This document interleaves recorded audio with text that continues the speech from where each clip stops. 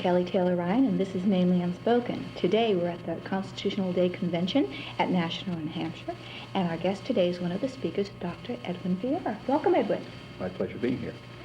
You know, I was reading your bio, and I was reading that you have a background in chemistry from Harvard University, a PhD in that, and your law degree is from Harvard University. How did you get such two different backgrounds? Well, I started in one, essentially, and shifted to the other on the theory that, perhaps it's a naive one, that the country was probably more in need of some constitutional lawyers than it was of more chemists. Okay. Got enough chemists. So Had enough chemists to take care of the problems in that area, but the constitutional law field is one that is really needful of a great deal of work. Excellent. And also I've been reading about some of the papers that you've written, a lot about the monetary system of our country. And basically you're saying, I think, correct me if I'm wrong, that the monetary system of this country is corrupt. Is that true? Well, in two senses, I think it's true. It's true first in the sense that the monetary system has deviated 180 degrees from what the Constitution and the Founding Fathers originally wanted and designed it to do, and in fact structured it for doing. This isn't something that was simply in their heads that they didn't accomplish. They accomplished it, and then it was moved away from what they had done. And that brings in the second element of corruption. It was done for a reason, and the reason was that manipulating the money of the country put more wealth into the hands of some people and took wealth out of the hands of others. And ultimately, if you look at politics, politics is about flows of money. All right. So what did our founding fathers want for us when they set up our monetary system? How did they set it up? Well, the founding fathers were extremely clear, because you remember they had gone through an experience during the War of Independence with paper money, the famous continental currency that was generated by the Continental Congress. So they understood how paper money worked because they had been the people using it. And it had caused terrific economic problems and subsequent political problems, tremendous amount of unrest in the country even after independence had been won. So when they came together in the Constitutional Convention, they were more or less, and I say less because it wasn't entirely unanimous, but it was a very large majority that was concerned with dealing with monetary stability, and specifically with dealing with the government's role in relationship to money. Because they weren't too concerned about what people did as a matter of free choice among themselves, but they were concerned with the coercive nature of government's role in the economy. And they, on the basis of their own experience, realized that the number one step they had to take was to remove the ability of the government to use paper money as a means of redistributing wealth. Okay, and paper money, how does paper money redistribute wealth? Well, paper money redistributes wealth in a rather complicated pattern. To simplify as much as possible, if I'm the generator of paper money, I could be a counterfeiter or I could be the government treasury. I come into the marketplace with new money. That money essentially costs me very, very little to produce in comparison to gold or silver, which have to be mined, require labor, require capital, and so forth and so on. I can use that money to buy goods and services right away at the level of prices that reflects the amount of money that was in society previously. Oh, all right? Yeah. That's a lower level. As that new money goes into society, it's raising prices. So somebody else out there in the economy is going to end up paying a higher price for his goods and services. His standard of living, therefore, goes down. And if you calculate it all the way through, and that's why I say it's complicated, you have to trace this sort of line by line. It turns out that the people that spend the money first, that is the generators of the money, gain real wealth, and somewhere down that road, the people who are receiving that new money after prices have gone up are losing real wealth. So there's a wealth transfer. And often when the government does this, it's called indirect taxation. Because, of course, there's no specific vote on a tax, and the average person doesn't realize he's paying a tax, but as that money flows from the Treasury into society, his real wealth is flowing towards the Treasury. Okay, so our founding fathers wanted to keep the wealth with the average person. Or they wanted wealth to flow to government through legitimate taxation that was subject to debate and discussion and ratification in the legislature, so that we knew what was happening, that we wouldn't have some kind of hidden indirect taxes that were imposed on us. And in order to do that, they essentially took two steps. One was to specify the outlawing of paper money.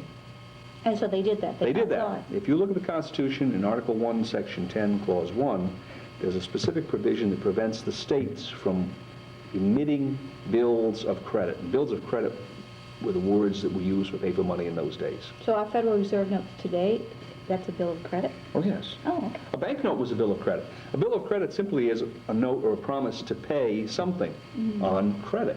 Okay. A bill was just that. A bill was a note, or what we would call today a note. That word isn't used very often today. But a bill of credit was what they called paper money in those days. So they outlawed the paper money that the states had been generating, and they did not give a paper money power to Congress. And you always have to remember that the difference in the Constitution between what was done with the states and what was done with Congress, in order to affect something with the states, you have to take away their power. And so you'll see provisions of the Constitution that take certain powers away from the states because they had all those powers originally. Congress was entirely something new. It was a creature of the people and of the states, so it has only the powers that are actually given to it. And you will find no paper money power for Congress. In fact, if you go back to the to the debates in the Constitutional Convention on the congressional powers, you will find that the first draft of the Constitution proposed a paper money power for Congress. Oh, really? And it was stricken out. Wow. Pretty clear. Yeah. Pretty clear. Now, that's sort of the negative side. That's what they stopped the government from doing. But they also realized that you had to specify what the government would be allowed to use. Because otherwise, how would the government collect taxes? How would the government spend money for various social, political programs? And they did that. In Article 1, Section 8, Clause 5, they gave Congress the power to coin money and regulate the value thereof. So they intended that the government would go on a coinage standard, and a coinage standard of what? Go back to Article 1, Section 10, Clause 1. The states were told that they could make no thing but gold and silver coin the tender and payment of debts. So in order to pay any debt, we had to pay in gold and silver? Government. Oh, the government. Government. Had to. Always remember this. But not people. Right. Not Okay. people. People could make contracts to pay in gold or in silver or in foreign coin or in bank paper money or whatever they wanted. This was to limit the government and control the ability of the government to use money as a method of taxation and wealth redistribution. Oh, okay. That's a clear cut. All right, so you have no paper money. You have gold and silver as the base of the system. What's the unit? You have to have a unit of money. A dollar. What is a dollar? Those Federal Reserve notes, it says $1? No. If you go back to the Constitution, you'll see the word dollar is used there twice. It's used in Article 1, Section 9. It's used in the 7th Amendment. But it's not defined. There's no definition of the dollar. What did it mean? When the Constitution was ratified, there was no Supreme Court to tell us what it meant. Oh. There was no Congress. There were no statutes. Right? Congress hadn't been called yet. They hadn't been elected. That's right. There was no President of the United States. There was nothing. There was simply that document. But every word in that document had to have a meaning at that time, or it wouldn't have been a law of any kind. Well, actually, if you go back in the records of the Continental Congress, the Congress that pre-existed the Constitution when the War of Independence was being fought, one of the Articles of Confederation, they were concerned with the same problem. They wanted to set up a monetary system at that time. And Thomas Jefferson, who's actually really the founder of our monetary system, he proposed adopting the dollar as the unit. What did he have in mind? The Spanish milled dollar, the so-called piece of 8. So that's the gold coin? It's silver coin. Oh, it's silver coin. You remember Treasure Island? Sure. Long John Silver's parrot, Captain Flint? What does the parrot always say? I don't know. Show me the silver? No, pieces of 8. Pieces of 8. Pieces of 8. Oh, okay. This was a Spanish coin. Actually, originally came from Austria. And it was adopted by Isabel and Ferdinand, King and Queen of Columbus, right? As the Spanish dollar. And then large numbers of them were minted in Mexico and in Peru because there were huge silver deposits there. And of course, the American colonies, for a long period of time through the 1700s, had extensive trade relationships with the Spanish colonies in the Caribbean and Central America and South America. So it turns out that the actual coin that was the unit that merchants used, it hadn't been, really adopted in any straightforward way, but merchants were using this, and it was the Spanish mill dollar. And it was Jefferson. It was the common currency. It was the common currency that had arisen through the marketplace. And Jefferson recognized this. This is what he proposed to the Continental Congress. And in fact, the Continental Congress adopted the dollar as the unit under its authority. And of course, those same people, quite a few of them, came back into the Constitutional Convention. So they were very conversant with what had happened in the Continental Congress. So it was no surprise that they would have adopted the dollar. And then the first coinage statute, 1792, the dollar was recognized. In fact, they mention it. The United States dollar shall be of the value of a Spanish mill dollar as the same is now current. That's the exact language. So Congress did that act up. Congress wrote that. Congress wrote the 1792, the Congress under the Constitution. Right. So they wrote what a dollar is worth. Well, they recognized what the constitutional term meant. Right. And what the constitutional term meant, you find out in history by going back into what the earlier Congress had adopted. Right. So the dollar is fixed in the Constitution. This isn't something that's open to congressional manipulation. The 1792 statute, in essence, did a historical study. They said, what is this thing? And they looked out there and they found it. Now, what we have today is the result, excuse me, what we have today is the result of a kind of reverse evolution of the system. And I say reverse evolution of the system for two reasons. Number one, it has taken away control over governmental money from the Treasury Department and Congress and given it to whom?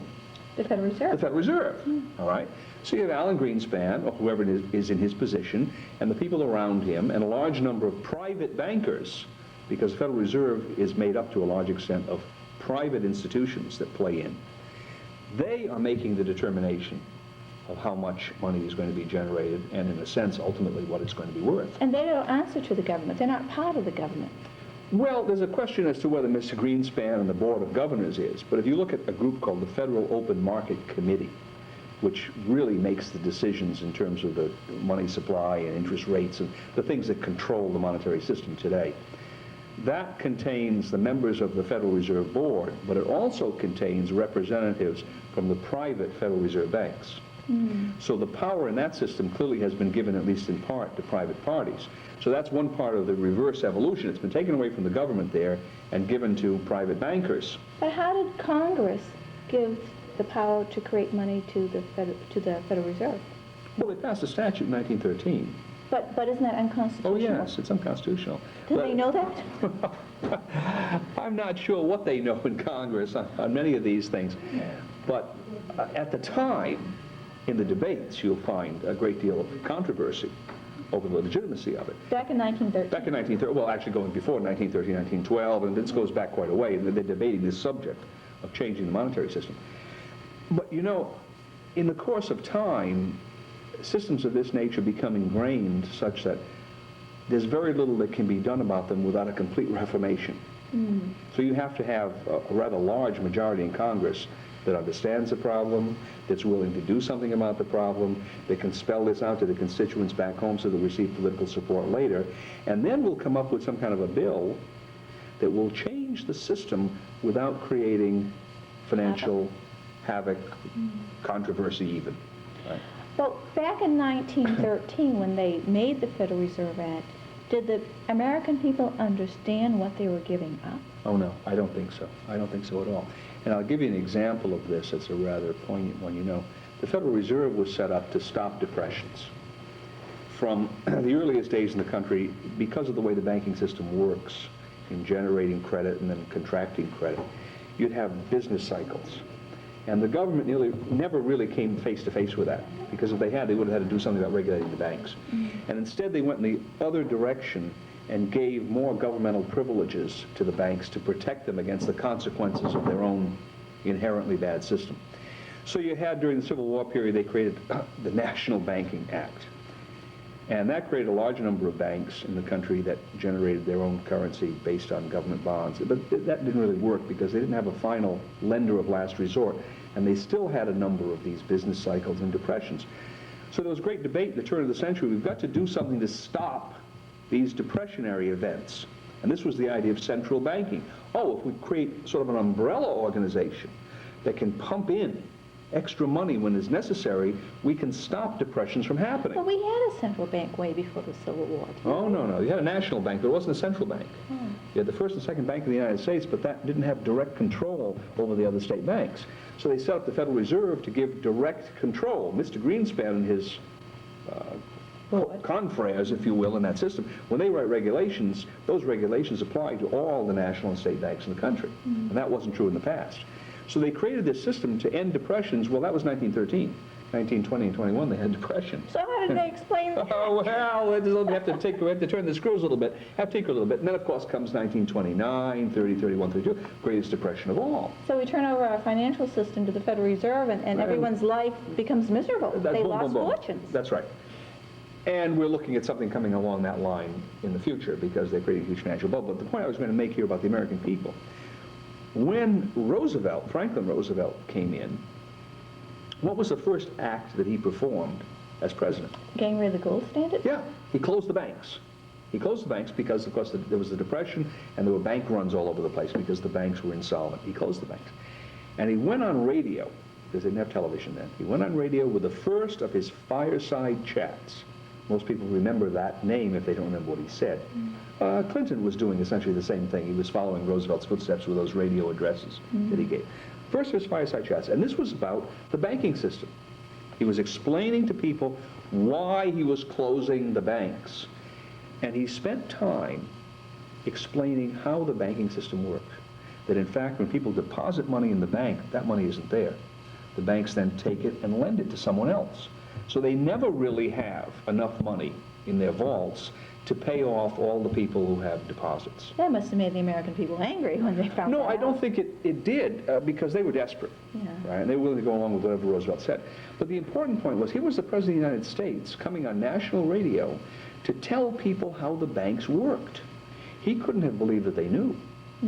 That's true. They didn't know. Even in 1932, they didn't know how the banking system worked as far as the President of the United States was concerned.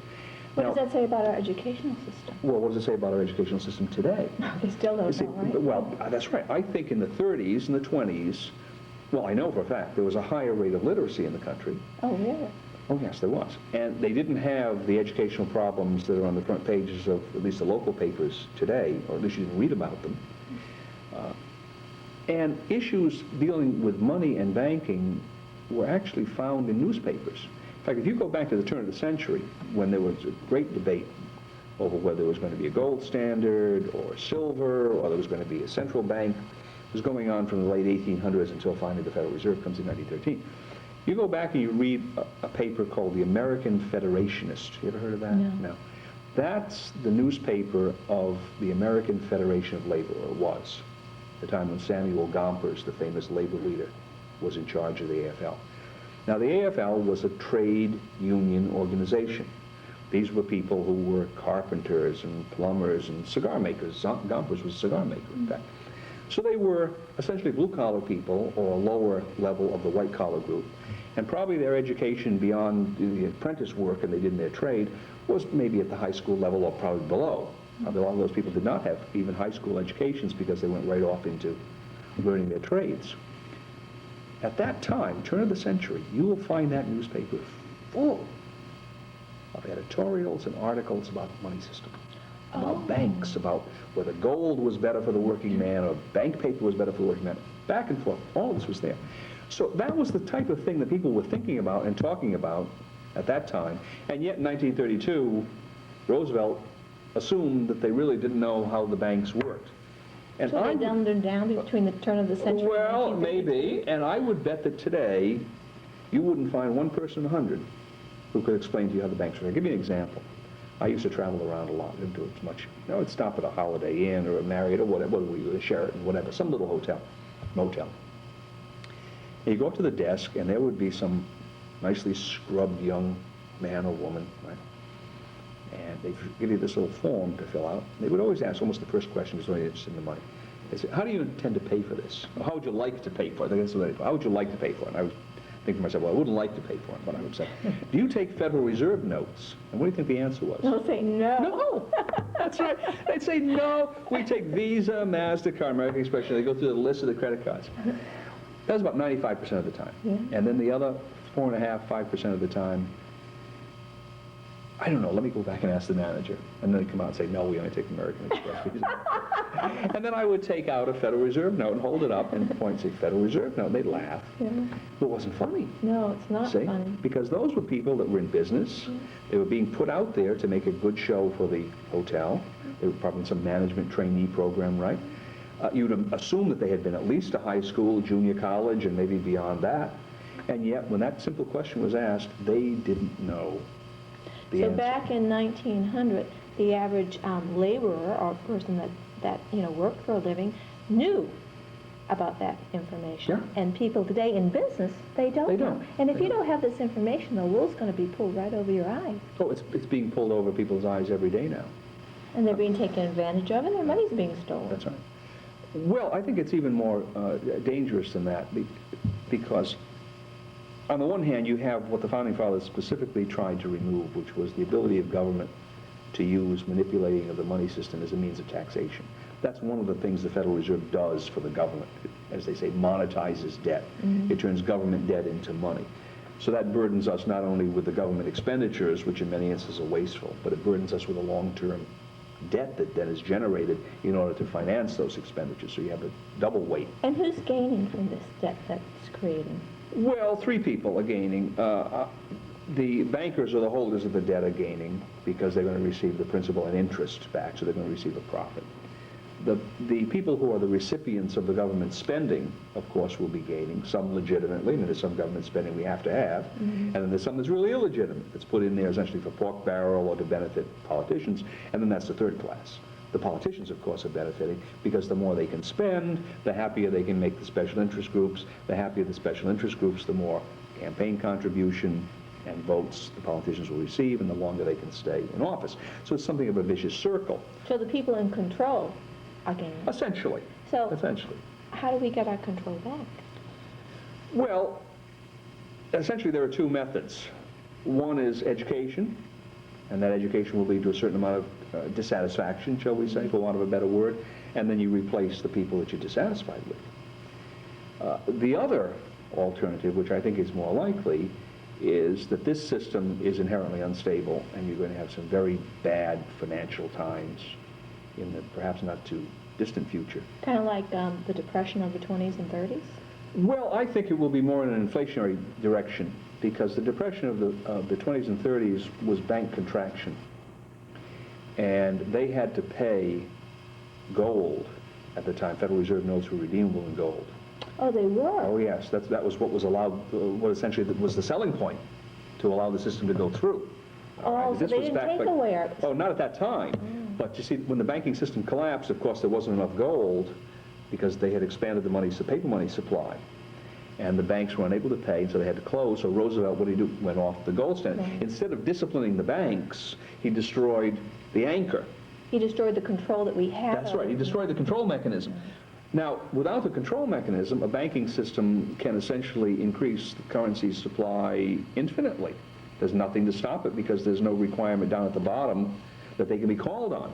Now, when you increase the money supply infinitely, prices go through the roof. You have what's called hyperinflation. And if you look at the South American experience, people have been reading about Argentina. Argentina and Uruguay, or is that what? Uruguay, Argentina many times, Brazil many times, Uruguay several times. They've gone through these tremendous cycles of inflation. And then what do? Their currency collapses, and they'll go, Argentina now, the real currency of Argentina is the U.S. Federal Reserve note, because as far as they're concerned, that's a hard currency. But what happens when the Federal Reserve note goes that route? Where do we go? Right? Where do we That's go? right, there's no hard currency there, there's no other currency there. So you're going to have a very difficult time. So do you think that the Federal Reserve notes, the Federal Reserve system is going to go belly up? Do you think it's just going to explode? Well, I think they're going to go into a large inflationary situation. Well, how large can we get? I mean, the price of a house is awful expensive. Most Oh, people can't. please, 100, 200, 300% a year inflation. You see, take Germany, is maybe the classic example, because Germany after World War I, of course, they were in a certain amount of trouble because they had lost the war and they had economic difficulties, etc. But that was a very sophisticated country. Probably the most sophisticated country in all of Europe, maybe the world, in terms of philosophy and science. Talk about chemistry, German chemistry at that time was the greatest in the world. They went through one of these inflationary episodes. And within about 6 months, from the middle of 1923 to November of 1923, they destroyed the currency. By November of 1923, an egg was costing something like 80 billion marks. Oh, wow. So it happens fairly quickly, and the difficulty we have with the present system is that the Federal Reserve has no essential limitation on it. And get back to Germany, people need to know that what happened to that system, it went belly up. Oh, it went belly up, and then what followed it? What followed it? Well, eventually the Hitler regime. Oh. You see, because under those circumstances, people begin to look, in climate of economic catastrophe as that was, they begin to look for political stability. We want to put a capstone on this, right? And then they're looking for the proverbial man on the white horse. Remember, of course, you had Hitler, Mussolini, and this country, Roosevelt. I mean, Roosevelt was not a Hitler type, but he came in on a program of radical reform, and people were willing essentially to accept anything that he put forward. Because we were so desperate. They were so desperate. Because the Federal Reserve System... Because the whole monetary system had gone down and taken the economy with it. And especially if you read the congressional debates in those early days in the 1933 and 34, they're essentially saying, oh, the president's proposing this, let's pass it. The president knows the answer. We can't debate this, too complicated. We need to have something done now. And that's the frightening thing about the possibility of monetary collapse, is that when it happens, people are probably not going to be willing to debate issues and think about policies in a careful and deliberate manner. They just want to be saved. They want something to happen now. And that's usually a formula for a worse conclusion in the long run. And you think that's exactly where we're heading now? Unless we have more education. We need a lot of education. People understand this, because steps can be taken to begin to ameliorate this. It's like any disease. If you catch it soon enough and you work on it quickly enough, you can prevent it from reaching the crisis stage. When you reach the crisis stage, you may be talking about radical surgery or chemotherapy or whatever else it is, which can be, in many instances, worse than disease. We're in a stage now where potentially things can be done over a period of time to correct the excesses, at least the worst ones. But if we wait too long and a hyperinflationary event occurs, then, as they say in the street, all bets may be off. Dr. Vieira, we're just about out of time. Would you stay and do a part 2? Anything for it. Excellent. All right. Well, thank you. You got to watch part 2 to find out how this ends or what suggestions we have to save our financial system. Thanks for watching, and we'll see you next time.